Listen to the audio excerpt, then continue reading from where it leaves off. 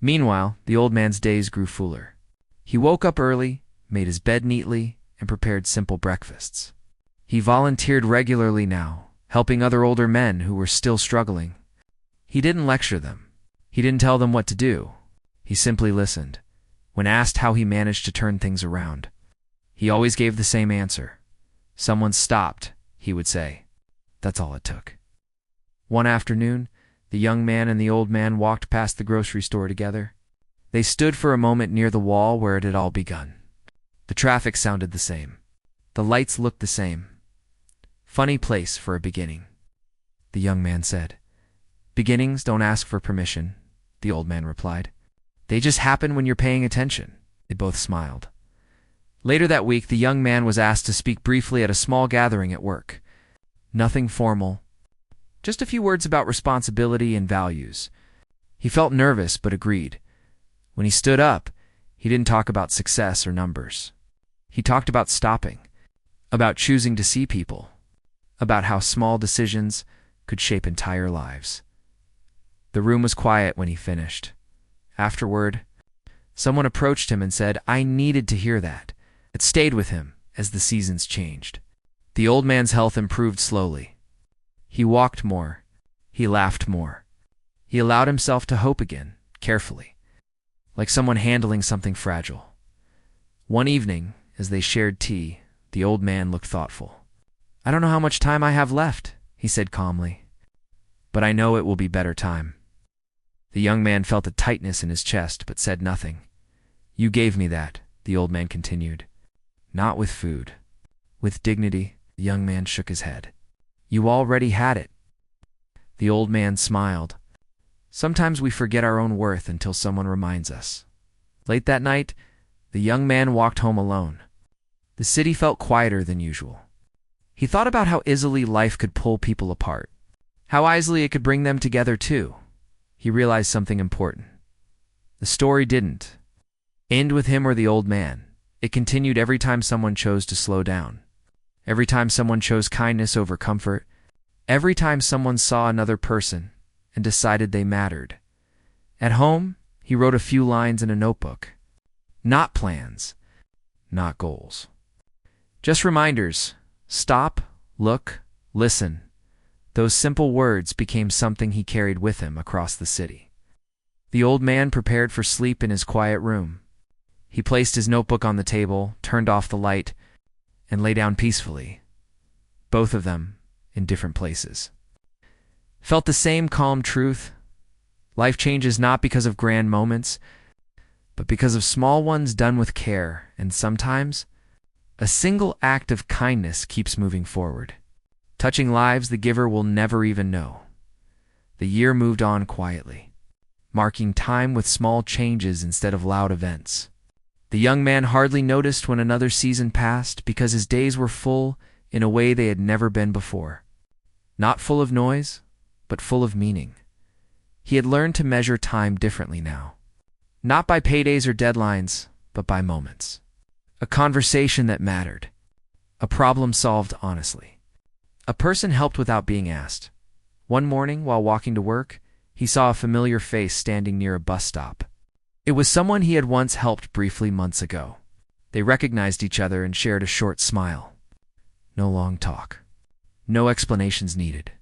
That simple recognition stayed with him all day. At work, he was trusted with a project that required patience and care. It involved people who were struggling, people who needed guidance more than orders. He approached it the same way he approached everything now, slowly, respectfully.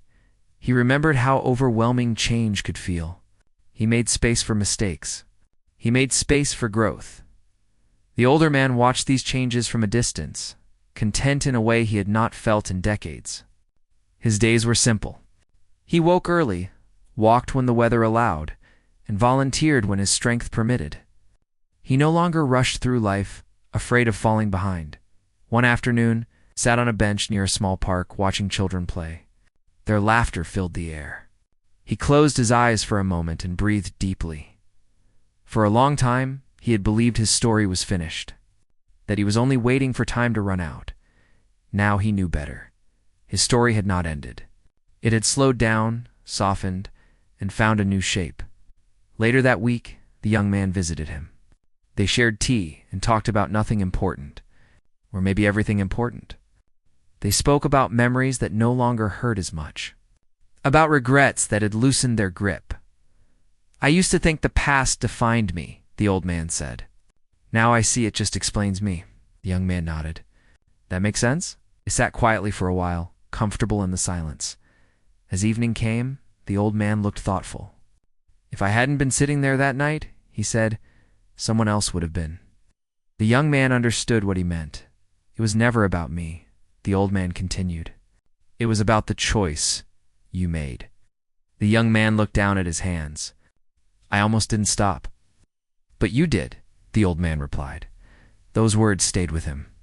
Months later, the young man was asked to mentor someone new at work. Someone unsure. Someone quiet. He saw himself in that uncertainty and offered the same patience he had once been given. He did not tell his story. He didn't need to. He showed it through his actions. Outside of work, he continued to help when he could. Not because he felt responsible for everyone, but because he understood now how small acts could grow beyond their moment. The grocery store still stood on that corner. People still passed by quickly. But every time the young man walked past it, felt a quiet reminder settle in his chest. Stop, look, choose. One evening, as the sun dipped low, he sat with the old man again. They watched the light fade through the window. "I don't regret much anymore," the old man said softly, "because I know even my hardest years led me here." The young man smiled. "I'm glad they did." "So am I," the old man replied. That night, after walking home alone, the young man thought about how stories are often told. People expect big endings, loud lessons, clear rewards. But real life, he realized, rarely works that way. Real change happens quietly. It happens when someone stops. When someone chooses to see another person. When someone acts without needing to be noticed. The old man fell asleep. That night, with the window slightly open, fresh air moving through the room, his breathing was calm. His dreams were gentle. The young man fell asleep across the city, feeling steady and grounded. Neither of them knew how many lives their story would touch, and they didn't need to, because the true ending was not a moment. It was a way of living, a way of noticing, a way of choosing kindness again and again, even when no one is watching. And somewhere, on some ordinary night, another person would face the same quiet choice. The evening air was cold in a way that crept into the bones. The kind of cold that made people walk faster, pull their coats tighter, and keep their eyes down. Cars passed by in steady lines, their headlights flashing across the sidewalk for just a second before disappearing again. Near the corner of a small grocery store, an old man sat on the ground with his back against the brick wall. His coat was thin, worn at the elbows, and his shoes looked like they had known better years long ago. Most people did not see him. Or maybe they did, but chose not to look too closely. Some glanced and then quickly turned away. Others stepped around him as if he were part of the sidewalk itself. The old man did not beg loudly or hold up a sign. He simply sat there, hands folded, eyes fixed on the ground, as if he had learned that asking too much would only bring disappointment. A young man came out of the grocery store, carrying a small bag of food. He had just finished a long day at work. His shoulders were tired, his mind busy with bills, deadlines, and worries that felt heavy enough already. He was thinking about getting home, warming up, and resting his feet. As he pushed open the door, warm air followed him outside for a moment before the cold rushed back in. That was when he noticed the old man at first, was just a passing glance. But something made him slow down. Maybe it was the way the old man's hands were shaking slightly, or the way his eyes lifted for a moment, not hopeful, but tired. The young man stopped walking. He stood there for a second, feeling unsure. He told himself he was in a hurry. He told himself that someone else would help. He told himself all the things people say when they want to walk away, but his feet did not move. He turned back and looked at the old man again. Up close, the signs of age were clear. Deep lines on his face, skin rough from years of sun and wind, hair mostly gray with thin patches. There was a quiet dignity about him, even sitting there on the cold ground.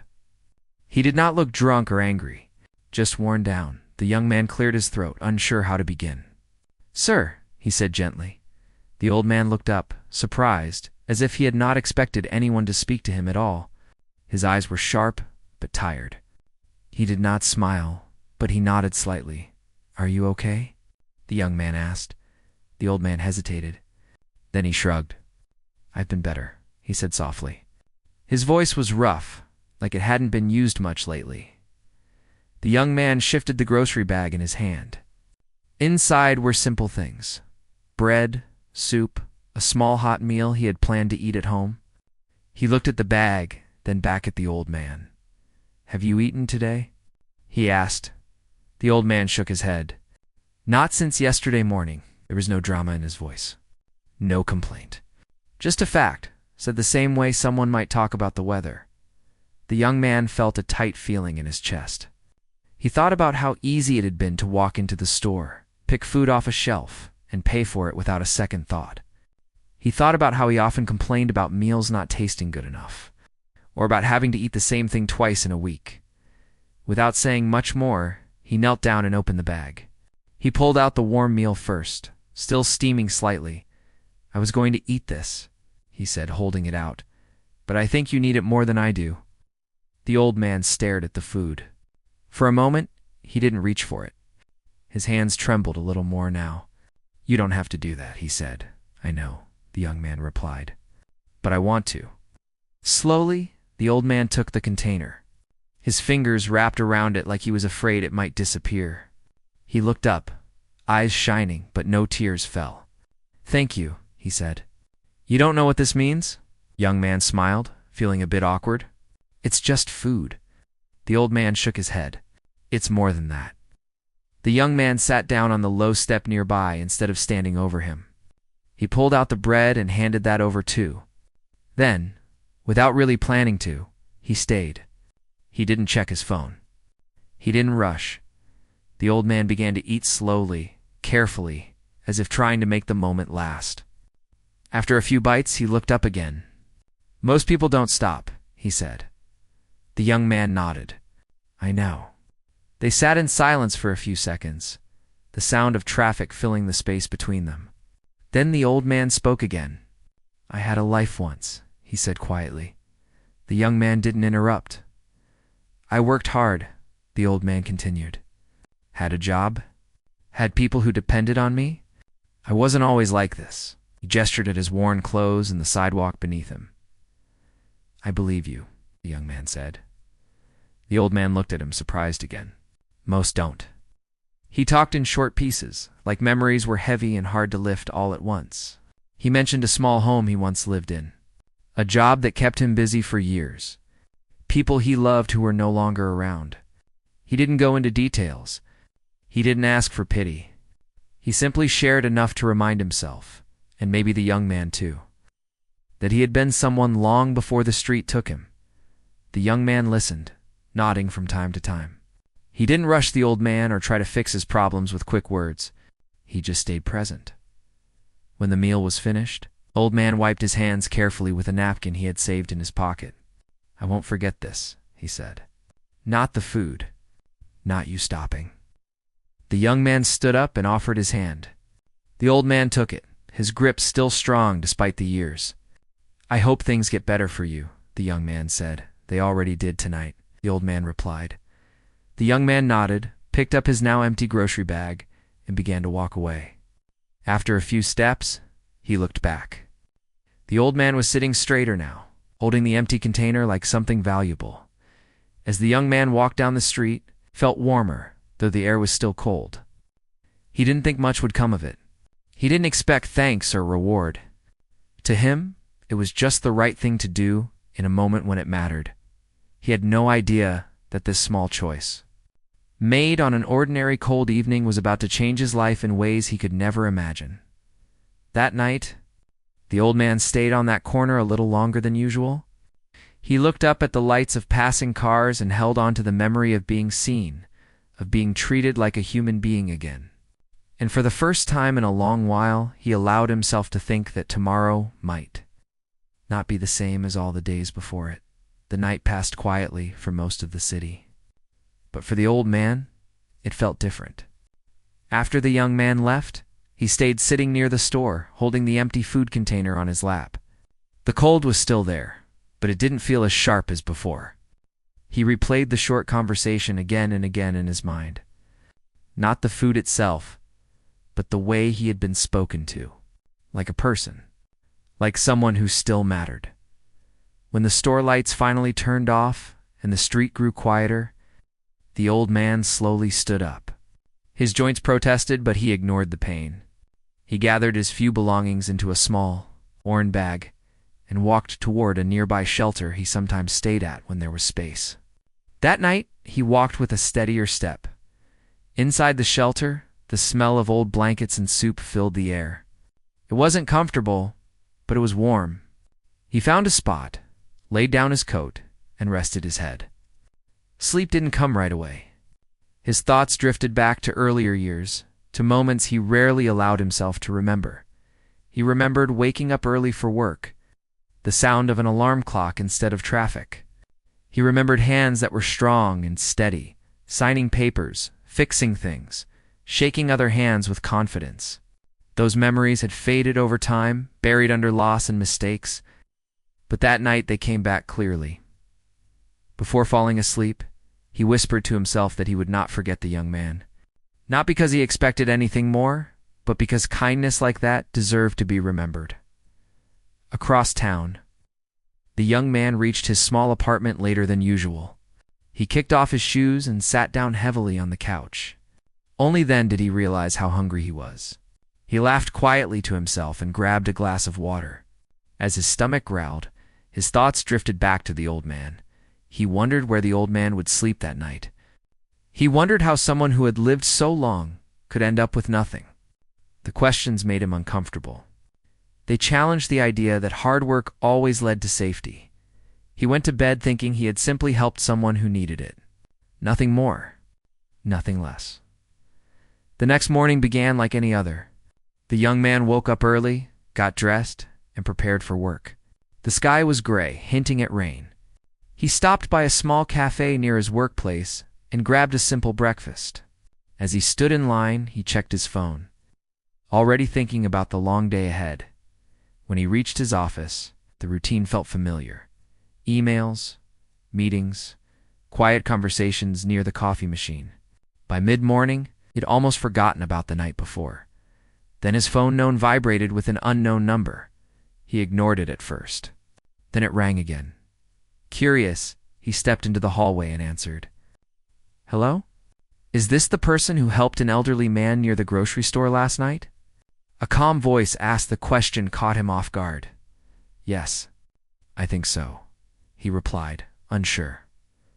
There's someone who would like to speak with you today, the voice continued. It's important. Before he could ask more, the call ended. He stood there, staring at his phone. His heart beat faster, not with fear, but confusion. He told himself it was probably nothing. Maybe the shelter? Maybe a mistake. An hour later, his manager asked him to come to the front of the building. Someone's here asking for you, she said, raising an eyebrow. When he reached the lobby, he stopped in his tracks.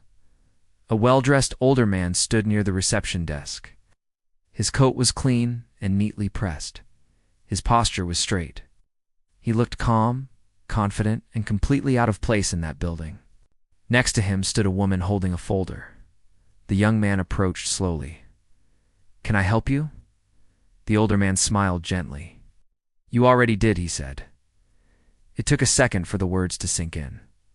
I'm here because of my father, the man continued. He told me about you this morning. The young man felt his chest tighten. Your father. The man you fed last night, the older man said. The young man looked from the man to the woman, then back again. I don't understand, he said honestly. The older man gestured toward a quiet seating area. May we sit? They sat down, and the older man spoke calmly. He explained that he had been searching for his father for years. After a long family break caused by pride, arguments, and distance, contact had been lost. The old man had chosen the streets rather than ask for help this morning. The man said, "He came to a place I hadn't seen him go to in years. A shelter near the old neighborhood." He told them someone had treated him with respect. "He wanted me to know." The young man listened, barely speaking. "He refused money," the man continued. "But he asked me to find you." The woman handed the young man a card. "My employer would like to offer you something," she said simply. The young man looked at the card but didn't open it. "I didn't help him for anything," he said quietly. "I know," the man replied. "That's why this matters." He explained that he ran a company that valued people who showed character, not just skill. He believed actions revealed more than words. "I don't know what your future plans are," the man said, standing up, "but I'd like to talk again. No pressure." He left his contact information and shook the young man's hand. The rest of the day passed in a blur. The young man struggled to focus. He replayed every moment of the conversation, wondering if it was real. That evening, he walked past the grocery store again. The old man was not there for the first time. The young man hoped that absence meant something good. Somewhere else in the city, the old man sat in a warm room, sipping soup, feeling tired but peaceful. He looked at his hands and smiled faintly. For once, the kindness he had received was not fading into memory. It was growing into something more. And though none of them fully understood it yet, the quiet act from the night before had set something in motion that could not be undone. The next few days felt unreal to the young man. Went to work, answered emails, sat through meetings, and nodded when people spoke to him, but his mind was somewhere else. The card he had been given stayed in his pocket, folded and unfolded so many times that the edges were already soft. At night, he lay awake thinking about the old man. He wondered how a life could split so sharply in two, before and after. Someone could have a family, a home, and purpose, then slowly lose all of it without the world stopping to notice. The thought scared him more than he wanted to admit. On the third morning, he finally made the call. The voice on the other end answered quickly, as if they had been expecting it. A short conversation followed, calm and polite. He was invited to come in the next day, just to talk. No promises were made, no pressure was added, that somehow made it feel heavier. The building he was asked to visit stood downtown, taller and quieter than most around it. Glass windows reflected the sky, and the doors opened smoothly as he stepped inside. The place smelled clean, like fresh paper and coffee. People moved with purpose, dressed neatly, speaking in low voices. He felt out of place. He was shown into a simple room with a table and 2 chairs. After a few minutes, the older man from the lobby entered. He looked the same as before, calm, steady, not rushed. "Thank you for coming," the man said, sitting across from him. "I won't take much of your time." The young man nodded. "I'm still trying to understand all of this," he said honestly. "That's fair," the man replied. "Let me tell you a bit more." He spoke about his father slowly, choosing his words carefully. He explained that the old man had been proud, sometimes too proud. When things went wrong years ago, he pushed people away instead of asking for help. Pride turned into silence. Silence turned into distance. "I searched," the man said. "No. But you can't find someone who doesn't want to be found." The young man listened closely. "When my father showed up at the shelter yesterday morning," the man continued, "he wasn't asking for money. He wasn't asking to come home. He was smiling. That alone told me something had changed." He paused, then looked directly at the young man. He said someone reminded him who he used to be. The words settled heavily in the room. The man leaned back slightly. "I believe how someone treats a stranger shows who they really are. You didn't know who he was. You didn't expect anything. You simply acted." The young man shifted in his chair. "Anyone would have done the same," he said. The man shook his head gently. "No, most people don't." There was no job offer placed on the table. No dramatic speech. Instead, the man asked about the young man's life, where he grew up, what kind of work he did, what he hoped for but rarely said out loud. The questions were simple, but they felt real. For the first time in a long while, the young man spoke honestly about feeling stuck, about wanting to do something that mattered, about fearing that years would pass without change. The man listened without interrupting. At the end of the conversation, he stood up and extended his hand. "I can't promise outcomes," he said, "but I'd like you to come back, meet some people, learn what we do here." The young man shook his hand, unsure but grateful. When he stepped back outside, the city felt different, louder somehow, brighter, as if the world had shifted just enough for him to notice. That evening, he took a longer route home and passed by the shelter near the grocery store. He hesitated before going inside. The old man was there. He was sitting at a small table, holding a cup of tea. He looked cleaner, rested, but still very much himself. When he saw the young man, his face lit up in a way that erased years from it. "You came back," the old man said. "I wanted to see you," the young man replied. They sat together. It's just like before, but this time with warmth around them. The old man spoke more freely now. He talked about mistakes he had made, chances he had missed, the loneliness that came with living unseen. "I never thought one small moment could lead to this," the old man said quietly. "Neither did I," the young man answered. The old man looked at him closely. "Whatever happens next for you," he said, "remember this feeling. Don't lose it." The young man nodded. As he left the shelter, he realized something important. His life had not changed yet. Nothing was guaranteed. But something inside him had shifted. He had seen how close people lived to the edge, how easily kindness could disappear, how powerful it became when it showed up unexpectedly. That night, he slept better than he had in months. He didn't know what the next day would bring. But he knew one thing for certain. This was no longer just a story about food. Given on a cold night, it was becoming a story about choices, consequences, and the quiet power of doing what feels right. Even when no one is watching, the days that followed moved slowly, but they felt full. The young man returned to the tall building downtown more than once. Each visit was simple. Sat in quiet rooms, listened more than he spoke, and watched how people worked together. There were no loud promises or dramatic speeches, just steady effort, honest talk, and respect. He noticed something right away. People there treated each other carefully, not softly, but fairly. They asked questions. They listened. They remembered details, reminded him of the way the old man had looked at him that first night, surprised that someone had taken the time to stop. Between visits, the young man kept going to his regular job. He still answered emails and met deadlines, but his heart wasn't fully there anymore. He found himself thinking about purpose instead of routine, about meaning instead of comfort. It made him uneasy, but also alive. One evening after another long day, he went back to the shelter. The old man was sitting near a window this time, watching the street outside. His hair was combed neatly, and he wore a clean sweater someone had donated. When he saw the young man, he smiled, not wide, but warm. "You look busy?" the old man said. "I feel busy," the young man replied, sitting beside him. They talked about small things at first. The weather, the food, the people who passed by every day without noticing what was right in front of them. Then the conversation drifted deeper.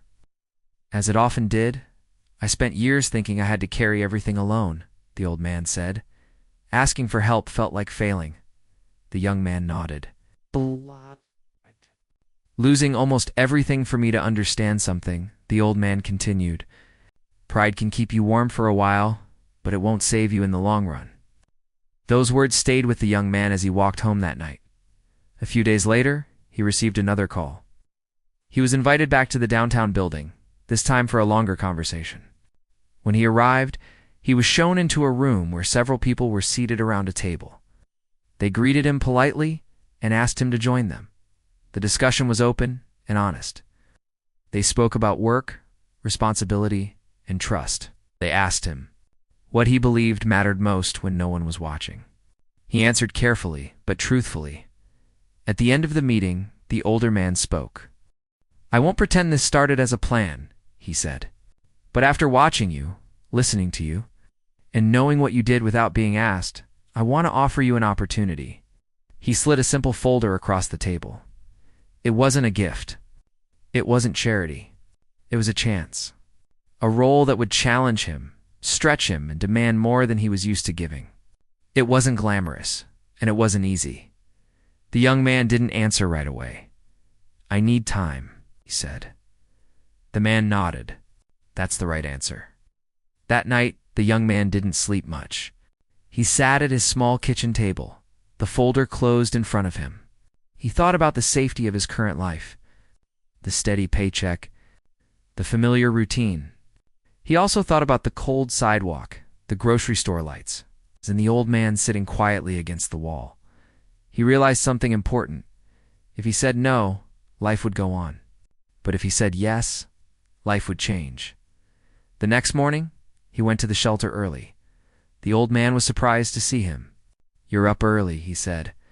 "I needed to talk to you," the young man replied. They sat together, and the young man explained everything. The meetings, the offer, the fear. The old man listened without interrupting. When the young man finished, the old man nodded slowly. "You already know the answer," he said. "I'm scared," the young man admitted. "So was I," the old man said. "Every time I stood at a crossroads. The difference is, you're not walking alone." The young man took a deep breath. Later that day, he made his decision. He accepted the opportunity. The following weeks were demanding. He learned quickly, made mistakes, corrected them, and learned again. There were days he questioned himself, days he wondered if he had reached too far, but there were also moments that felt right. Moments when he saw the impact of honest work. Moments when he remembered why he had said yes in the first place. During this time, the old man's life was changing too. He didn't rush. He took small steps. Help was offered, but always with respect. He moved from the shelter into a small room of his own. Nothing fancy, just clean, quiet, and safe. The young man helped when he could, but mostly he listened.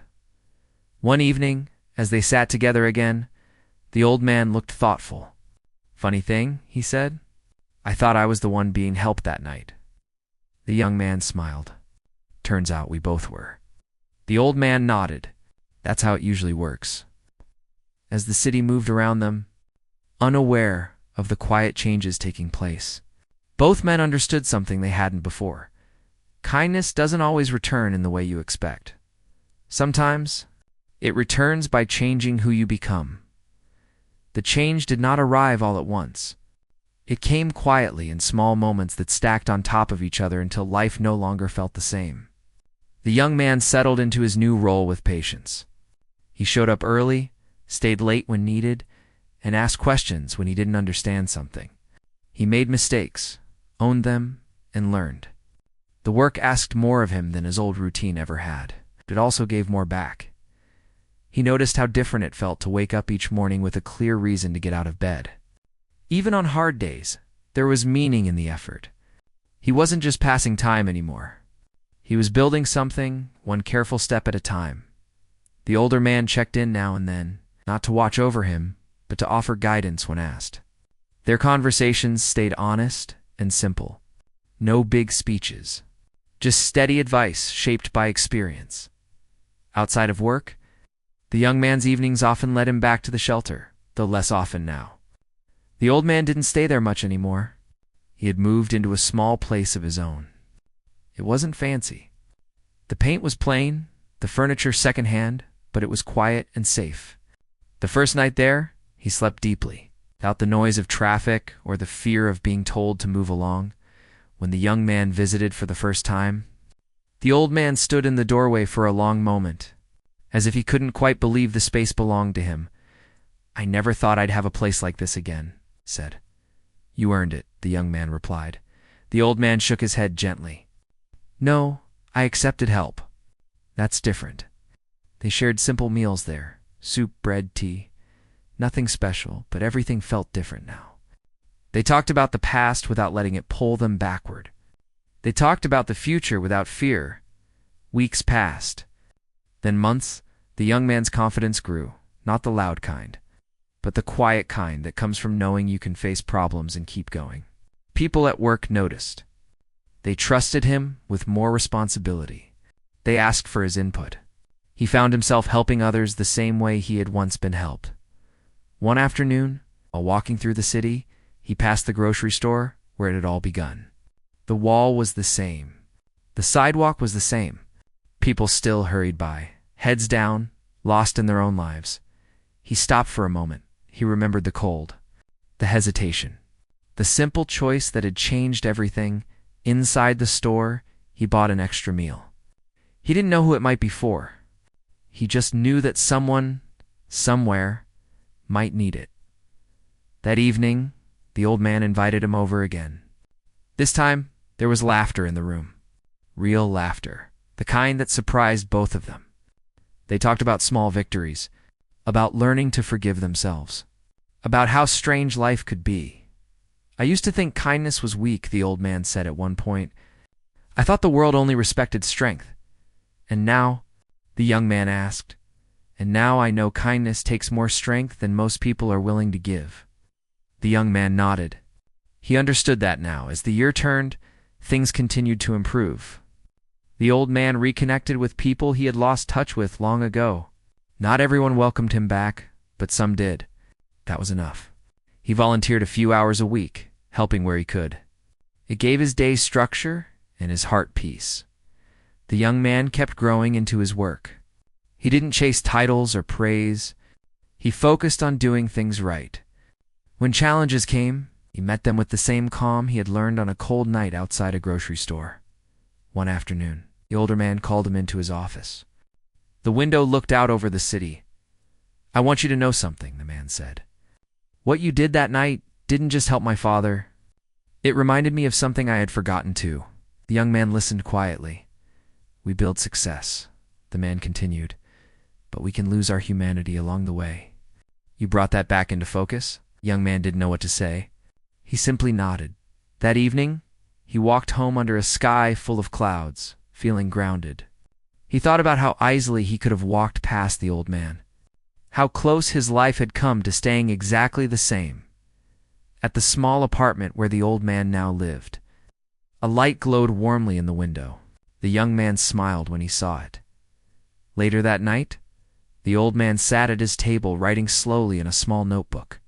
He wrote about the night someone stopped, about how being seen had given him the courage to change.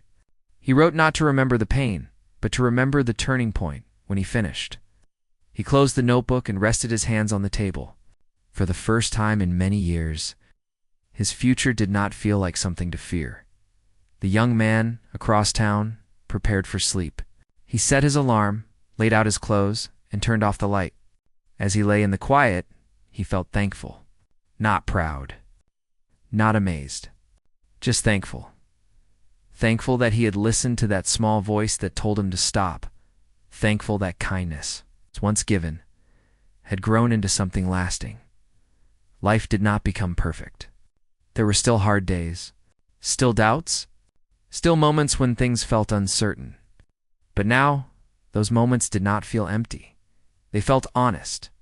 And somewhere in the city, on a sidewalk just like any other, someone else would face a choice. To hurry past or to pause, to look away or to see. Because sometimes, the most unexpected changes begin with something as simple as offering a meal. And sometimes, that small act becomes the start of a story that changes more than one life forever. Time continued to move forward, steady and quiet. Life did not suddenly turn into something dramatic or perfect, but it settled into a rhythm that felt right. The young man kept growing into the person he was becoming. Not because someone told him to, but because he wanted to. He began to notice people more. Not just at work or at the shelter, but everywhere. On buses, in stores, on sidewalks. He noticed how many faces carried stories no one asked about. How many people were tired, not just in their bodies, but in their hearts. One evening, on his way home, he saw a woman sitting near a clothes shop, holding a small bag close to her chest. People walked past her the same way they once walked past the old man. Without thinking too much, he slowed down. He didn't stop long. He didn't ask many questions. He offered food, a few kind words, and respect. The look in her eyes told him it mattered. He kept walking afterward, feeling the same quiet warmth he had felt that first night months ago. At work, his role continued to expand. He wasn't just learning anymore. He was leading small tasks, guiding others, helping new people find their footing. He remembered how confusing it felt at the start and made sure no one felt alone. The older man watched this from a distance, proud but careful not to interfere. One day, during a short walk together, he spoke honestly. "You didn't just change your life," he said. "You changed how you move through the world." The young man thought about that for a long time. To walk past or to stop, and the story would begin again. Life kept unfolding in quiet ways, the kind that don't make headlines but leave lasting marks. The young man no longer thought of the night outside the grocery store as something special. It had become part of him, woven into how he moved through the world. One morning he arrived at work earlier than usual. The building was still mostly empty. Lights low, the city just beginning to wake up. He liked these moments of calm. They gave him space to think. As he settled at his desk, he noticed a message waiting for him. It was from someone who had once worked under him, someone who had moved on to a new role. The message was short but meaningful. It thanked him for listening when no one else had, for giving encouragement instead of pressure. He read it twice, then sat back quietly. He didn't reply right away. He wanted to choose his words carefully. Across town, the old man was beginning his day as well. His routine was simple now. He watered a small plant near the window, made tea, and watched the street below. People hurried past, just as they always had. But he no longer felt invisible among them. He had started helping at a community center a few days a week. Nothing official. Just showing up, offering conversation, helping organize donated items. Some of the people there reminded him of himself from not so long ago when they asked how he stayed so calm. He smiled and said, "I've already lived through the hardest part." That afternoon, the young man stopped by to see him. They took a short walk together, slow and easy. The old man moved carefully, but with confidence. "You walk differently now," the young man said. "So do you," the old man replied. They both knew what that meant. As they passed the park, they sat on a bench and watched people go by. A father teaching a child to ride a bicycle, two friends laughing loudly, an older woman feeding birds. "Everyone is carrying something," the old man said. "You can see it if you look long enough." The young man nodded. "I didn't used to look." "That doesn't make you bad," the old man said. "It makes you human." The young man thought about that. Later that week, the young man was asked to take on a bigger responsibility at work. It meant more pressure, more decisions, and more people depending on him. He felt the familiar fear rise again. But this time it didn't stop him. He remembered the words written in his notebook. "Stop, look, listen." He agreed. The days grew busier, but he stayed grounded. When problems came up, he handled them calmly. When people struggled, he made time for them. One evening, after a long day, he walked home instead of taking the usual ride. The city lights flickered on as the sky darkened. Near a corner, he saw an older man sitting alone, staring at the ground. He slowed down. Not every situation needed fixing. Not every moment required action. But this one felt familiar. He stopped, spoke gently, and listened. It didn't take long. Just a few minutes. A few words. Enough to remind someone they weren't alone. When he continued walking, he felt that quiet warmth again. Back at his apartment, he thought about how strange life could be. How one small choice could echo across years, shaping moments you never see coming. At the old man's place, the light was on. He sat at his table, writing again in his notebook. This time, he wrote about watching the city move without feeling lost in it. About belonging not to a place, but to the moment. He paused, then wrote one more line. "Kindness doesn't end. It moves." He closed the notebook and smiled. That night, both of them slept peacefully. The city carried on around them, full of noise and movement. Full of people crossing paths without knowing how connected they truly were. And somewhere, in the quiet space between one choice and the next, the story continued, not as something finished, but as something alive.